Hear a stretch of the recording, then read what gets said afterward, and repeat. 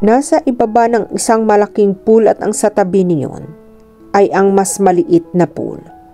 Napansin din niya na sa dulong ng malaking pool ay may tila malaking jacuzzi. Natawag din ang pansin niya sa lumalagaslas na tubig. Lumapit siya sa pinagmumula niyon.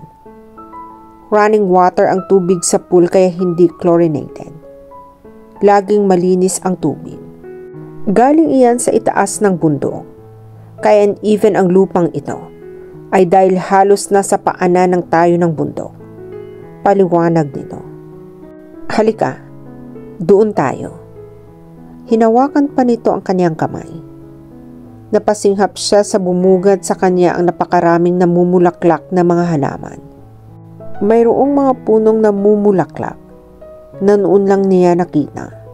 Sa gilid ng flower garden ay may katamtamang laking aviary. Di kalayuan doon ay natanaw niyang puti-puting gazebo na napapaligiran din ng mga magagandang bulaklak. Tila napakasarap magpahinga roon dahil sa napakapayapang paligid. Ganito ba lagi ang garden? Baling niya kay Marthy. May staff try to maintain in that way. Pero mahirap kapag tagulan. It's a good thing na nagpunta tayo rito na hindi tagulan. This place is more beautiful in the summer. Bakit ka nga pala nagpalagay ng flower garden? Considering you're a man. Aside from the aesthetic purpose, nakaka-relax din sa isip kapag nakikita mo ang maraming kulay sa paligid. Sagot nito. Come on. I still have a lot to show you. Napasunod na lang siya rito, hanggang sa dulo. Sa ibaba ng kinatatayuan nila, ay natanaw niya ang mga manggagawang namimitas na mga bulaklak.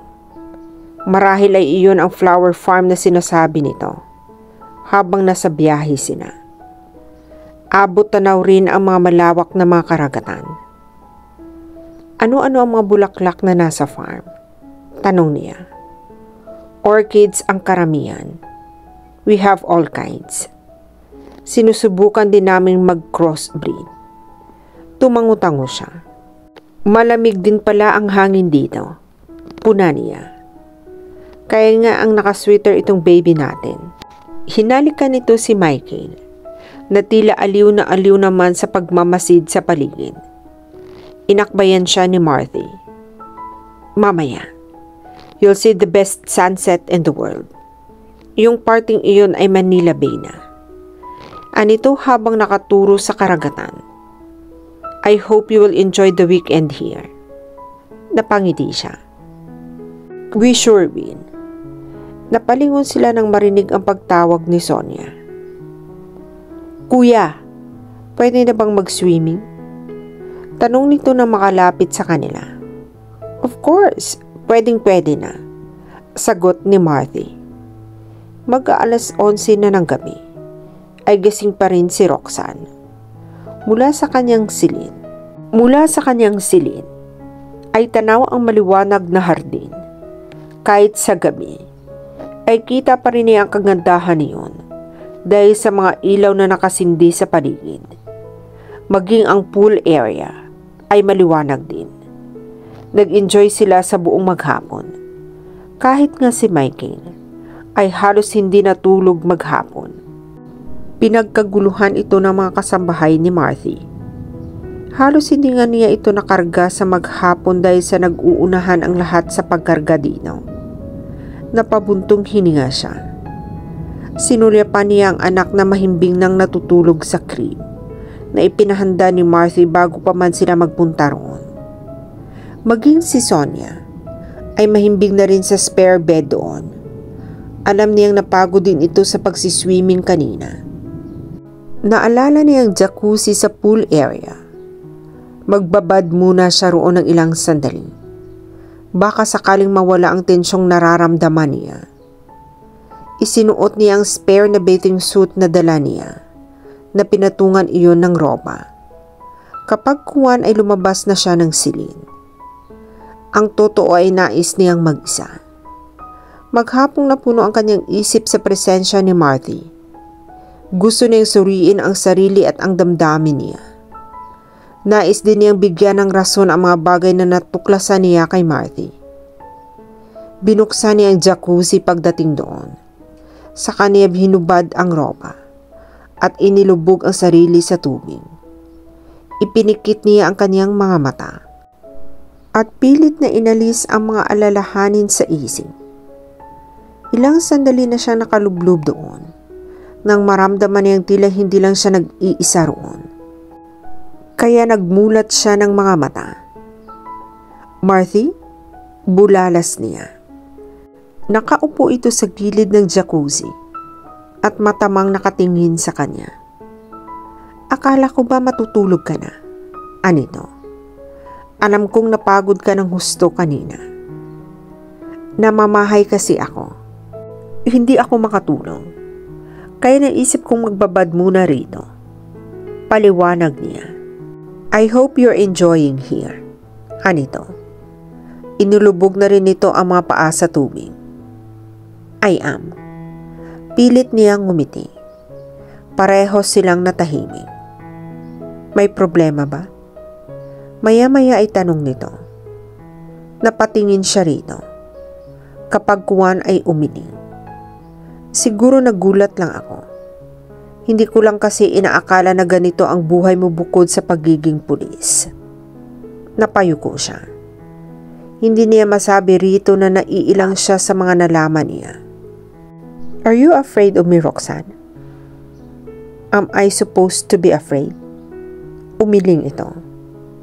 Nagulat siya nang may biglang may humawak sa kanya mula sa ilalim ng tubig at inangat siya paitaas. Parang pinangapusan siya ng hinanga. Hindi niya maramdamang lumusong na rin ito sa tubig. Ngayon ay iilang pulgada na lang ang layo ng mukha nito sa kanya at halos magkadikit na ang kanilang mga katawan. Hinawakan nito ang kanyang baba at inaangat ang kanyang mukha. Hinawi ng isang kamay nito ang basang buhok niya. Kapag kuwan, ay sinapo ng mga kamay nito ang kanyang mukha. Automatikong napapikit siya. She was trembling in anticipation with what he could do next. Kasabay niyon ay ang realisasyong matagal na niyang itinatanggi sa sarili. She had let herself fall for him. Tuluyan na naglapat ang kanilang mga labi sa isang halik ng punong-puno ng pananabing. Nang yakapin siya nito, ay tuluyan na niyang nakalimutan ang lahat ng agam-agam niya kanina. His hands began to probe her body. Ni katiting na pagtutol ay wala siyang naramdaman. Nang mga sandaling iyon, ang tanging nais niyang maramdaman ay ang pagmamahal nito at suklian iyon ng kapwa pagmamahal. Gabi na nang makabalik sina Roxanne sa Maynila ng sumunod na araw. Halos ang buong maghapon ay ginugol nila ni Marthy at Michael na magkakasama. Umarkila si Marthy ng isang lokal na grupo ng mga mang-aawit para tumugtog sa kanila. Sa buong buhay niya, ay noon lamang niya na-appreciate ng husto ang kagandahan ng kundiman. "Ate, bukas ko na lang liligpitin itong mga gamit natin." Ani ni Sonia nang makarating sila sa bahay. Tumango siya. "Sige, iakyat mo na lang si Michael. Bantayan mo na muna siya sa kwarto." "What about you? Ayaw mo pa bang magpahinga? Mamumuyat ka. You have work tomorrow." Sabi naman ni Marthy nang makaalis na sina Sonia at Michael. Nilingon niya ito. Hindi siya makatanggi nang bigla siyang yakapin nito at halikan. "I hope you enjoy the weekend." Bulong nito kapag kuwan. "I did." Nakangiting sagot niya rito. "And I think you are right. Kailangan ko na ring magpahinga. Napagod na din ako." "Okay, I leave now." "Okay," sagot niya. Inihatid niya ito sa pinto. Muli siyang hinilikan nito sa mga labi bago tuluyang lumabas. Nang makasakay ito ng sasakyan nito, ay isinara niya ang pinto. Pabagsak na umupo siya sa sofa nang tuluyang makaalis ang sasakyan nito. Higit sa pisikal na pagod na nararamdaman niya, napagod din ang utak niya sa pag-iisip kung ano ang mangyayari sa kanila ni Marty sa mga susunod na araw. Wala siyang anumang pinanghahawakan para mapanatag ang kanyang loob. Napabuntong hininga siya. Kung bakit kasi hinayaan niya ang sariling maging hangal na naman. Why did she never learn? Isa pa, napakaaga pa para pumasok na naman siya sa isang relasyon. Ngunit kung babalikan niya sa isip ang naganap sa kanila ni Marty, ibang-iba iyon sa nararanasan niya kay Samuel. Kay Marty, higit sa physical na gratification ang nararamdaman niya. Hindi na ito pumayag na hindi sila magkasama ng gabing iyon. Madaling araw na nang magawa niyang lumipat sa kwarto nila ni Sonia. Mabuti na lang at tulog na ito nang pumasok siya. Naiiling na tumayo siya mula sa sofa at umakyat sa hagdan.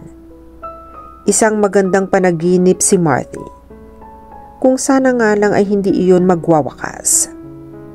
Nagngingit-ngit ang kalooban ni Kenya nang malaman niyang dinala ni Marty ang disgrasyadang iyon sa rest house nito sa Laguna. Hindi niya matanggap ang isang tulad lang ng babaeng iyon ang ipinagpalit nito sa kanya.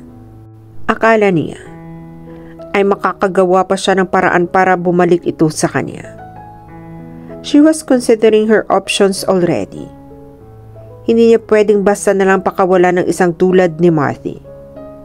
She knew she could convince him to go back to his old life. Alam niya sanay ito sa karangyaan. But it seems she had gone out of time. Naunahan na yata siya ng babaeng iyon. Pero hindi siya papayag na basta talikuran ni Marty ang ganoon na lang.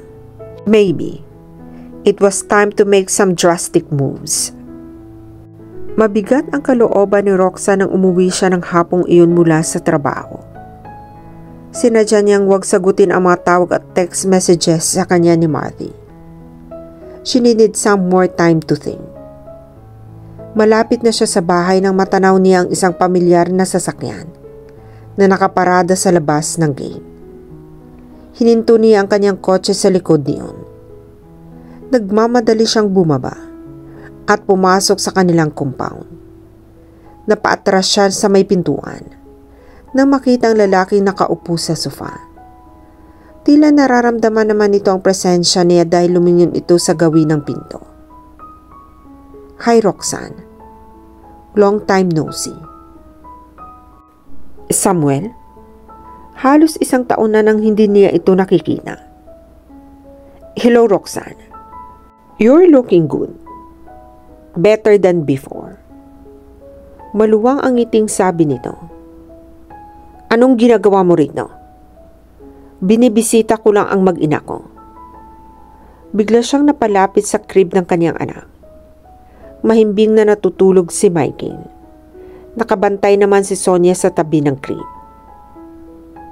Ate, iakyat mo si Michael sa itaas, Sonia. Aniya rito.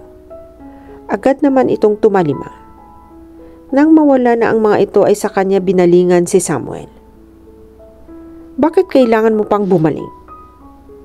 What do you want from us? Gusto kong humingi ng tawad sa iyo. Gusto kong bumalik. I want to make up for the things I've done to you and our son. Gusto kong mabuo tayong muli. Pagkatapos ng lahat ng ginawa mo? Pagkatapos mong itatwa ang anak ko? Alam mo ba kung ano ang pinagdaanan ko? Yumuko ito. Kasalanan ko. Nakinig ako kay mama. But I made up my mind. Gusto kong humingi ng isa pang pagkakataon para mapatunayan ko sa iyo na mahal kita. Ikaw at ang anak natin. Sunod-sunod siyang umiling. Hindi iyon ganoon kadali, Samuel. Tumingin ito sa kanya. I'm sorry kung matagal akong nakabalik. Kailangan ko munang ayusin ang buhay ko bago ko humarap sa iyo. Please, Roxanne, give me another chance. I know we can be happy together. Tayo at ang anak natin. Muli siyang umiling. Madaling sabihin iyon para sa iyo. Pwede kitang patawarin. Pero hindi ko pa kayang kalimutan na lang ang mga ginawa mo. It's over between us. Pinutol mo na ang anumang koneksyon mo sa akin nang itanggi mo si Michael. Pilit niyang pinigil ang paghugalpos ng galit sa kanyang dibdib. Hindi ka namin kailangan. Pwede ka nang umalis. Binuksan niya ang pinto. Get out. Roxanne, ituring mo na lang na isang panaginip ang namagitan sa atin. You're the worst nightmare of my life. Hindi ko kailangan ng isang tulad mo sa buhay ko. Pero mahal kita. Napailing siya. I don't think you know what that means. Hanapin mo muna ang sarili mo. Saka mo subukang magmahal ng totoo. Dahil ba may iba ka ng mahal? Hindi niya magawang magkaila. Bagaman may mga ilang bagay na hindi malinaw sa kanila ni Marty, hindi niya maitatanggi ang nararamdaman niya para dito. May iba akong mahal. Oo. But I'm not expecting a happy ending story for myself. Bumuntong hiningang tiningnan niya ito. I'm just being realistic. Mas prioridad ko ang kapakanan ng anak ko. That's exactly my point. Ayaw mo bang may kilalaning ama ang anak natin? It's better this way, Samuel. I don't think na pwede pang isalba ang isang bagay na nawasak na. Hindi ako nawawala ng pag-asa, Roxanne. Alam kong mahal mo pa rin ako. Hindi ako naniniwalang basta mo na lang akong papalit dyan sa puso mo. Please leave, sabi niya. Gaano man niyang naising-isipin ang posibilidad ng mga sinasabi nito. Wala na siyang nararamdaman kahit ano pa para dito. Kundi panghihinayang sa panahong inilaan niya para dito noon. Babalik ako. Babalikan ko kayo ng anak ko. Anito bago lumabas ng pinto. Pwede kang bumalik kapag naayos mo na ang buhay mo. Sagot niya rito.